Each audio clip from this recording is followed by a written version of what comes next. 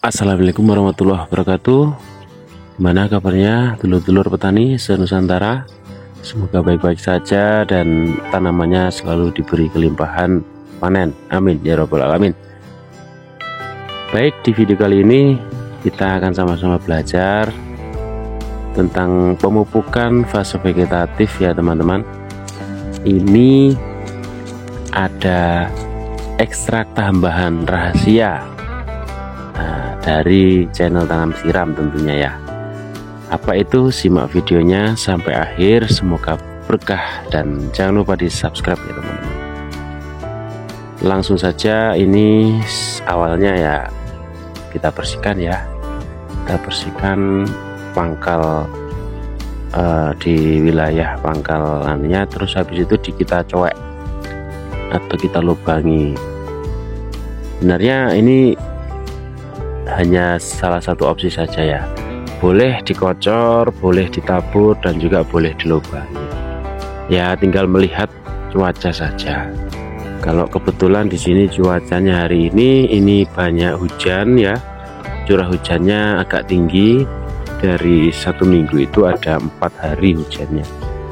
Dari situ umpama dikocor juga bagus sebenarnya. Sebenarnya saya sangat suka kocor, selama ini kocor ya, meskipun hujan loh ya. Akan tetapi kalau curahnya seperti itu, nah kita pakai cara di apa ini namanya, di apa itu namanya, digali ya, dicowak ya, nanti pupuknya dimasukkan. Nah seperti itu ya. Kalau dikocor itu tetap bagus sebenarnya, cuma itu karena curah hujan saja. Kalau dikocor itu keuntungannya akan lebih mudah terserap ya. Nah kalau ini kita nanti agak nganu lah, agak lebih optimal daripada disebar ya, daripada disebar. Oke, kita lanjut. Saya pakai NPK berimbang, boleh 16-16 atau 15-15, saya pasti pakai itu aja. Jangan lupa pasti dikasih ultradap ya teman-teman. Ultradapnya sesuai takaran di kemasan saja. Ini kalau 1 sendok itu saya bisa untuk 10 pohon teman-teman ya, fase vegetatif ya. Jadi komoditi 50 pohon hanya 5 sendok saja. Dan itu bagi saya sudah cukup banget teman-teman ya. Untuk umur saat sekarang ini sudah menginjak ke 3 bulan ya teman-teman oke. Nah disitu saya coba pupuknya itu 1 sendok per lubang. Jadi nanti lubangnya ada 2 teman-teman, ada 2 kiri dan kanannya gitu ya. Jadi 2 sendok per 1 pohon. Nah ini saya coba gali ya, setiap sisinya ya, sisi kiri kanannya, sambil saya bersihkan tentunya ya.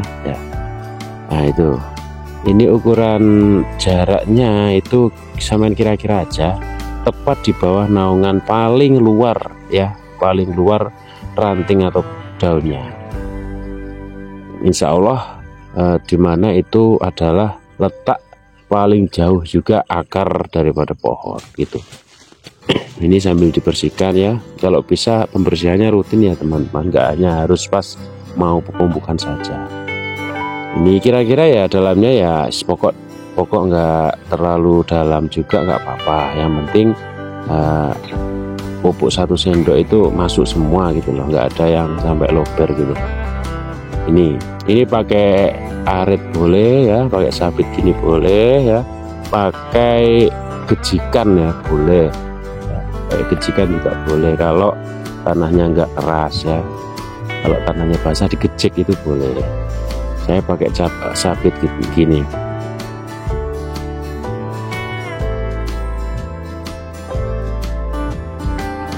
Nah untuk jarak dari batang tanaman ini sampean ambil daun paling luar ya, kanopi paling luar ya. Nah di situ ini saya tunjukkan, ini juga ya sebelahnya. Ini insya Allah di dalam tanah ya, akarnya itu juga akar yang paling luar ya. Ini simpelnya gitu ya, logikanya kita ambil daun paling luar, insya Allah akarnya juga paling luar di bawah tanah itu. Ini kalau saya jengkali kira-kira 1 jengkal ya teman-teman. Nah itu enggak mesti 1 jengkal, kita lihat aja daun paling luar ya dalam percabangan seperti itu ya teman-teman.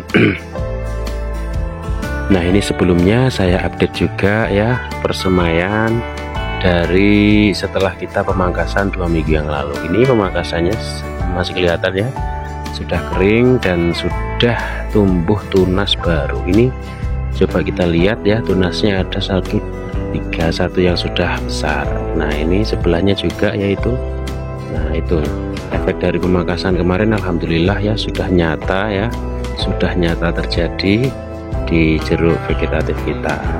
Nah habis itu kembali lagi, dosisnya tadi adalah 2 sendok ya per pohon ya, jadi 1 lubang itu 1 sendok. Ini sudah menginjak usia 3 bulan teman-teman umurnya. Nah kita lanjutkan.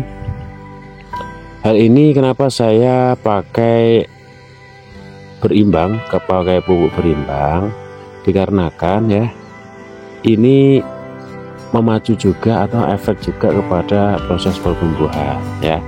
Saya pernah dengar juga saran dari teman-temannya bapak waktu dulu ya, konvensional ya metodenya. Itu kalau masih kecil jos saja pakai urea gitu. Urea gitu kan itu N-nya sangat tinggi ya. Ya urea itu N lah bahasanya. Jos N wes, jos urea wes ya sampai ya sekitar 1 tahun atau 1,5 tahun itu jos urea terus. Nah tapi sebenarnya teman-teman, pupuk itu lebih baik ya, yang paling aman itu adalah pupuk yang berimbang saja ya, artinya N, P dan K nya itu sudah ada gitu loh. Sudah ada nggak cukup, tapi NPK nya juga harusnya yang berimbang saja kalau masa vegetatif ya, artinya tidak menggebu-gebu. Dalam artian apa, kita tetap kok fokusnya itu tetap pertumbuhan biar cepat gitu, betul. Nah, tapi nggak perlu menggebu-gebu. Karena apa? Karena kalau hanya N ya bayangkan ya, katakanlah umpama N itu karbo ya semisal ya, karena efek kepertumbuhan itu sangat kelihatan sekali. N itu karbo, bayangin kalau sampean ya selama setahun makannya cuma nasi ya kan, nasi aja ya, akhirnya malah jadi tirakat. Akhirnya malah jadi tirakat mutih ya kan, puasa mutih. Nah itu kurang berimbang kalau menurut saya. Benar sudah kata program Indonesia wes 4 sehat 5 sempurna. Nah itu kalau di jeruk atau di tanaman semuanya apapun ya 3 sehat, 4 lebih baik, 5 sempurna. 3-nya itu NPK ya kan, nitrogen, fosfat dan kalium. Terus ditambah lagi mikronya 4 lebih baik ya kan, ditambah mikronya tadi, NPK-nya makro, ditambah mikronya kayak zinc, mangan, boron dan lain sebagainya, ditambah lagi 5 sempurna. Itu ada nanti rahasianya di akhir-akhir video, asik. Langsung saja teman-teman, ini ada 2 ekstrak tambahan yang akan kita bahas ya sebagai penyempurna daripada nutrisi yang akan kita berikan kepada jeruk fase vegetatif. Yaitu adalah yang pertama ya, ini penting sekali ya. Yang pertama itu untuk unsur kekebalan tubuh. Apa itu? Itu adalah asam amino.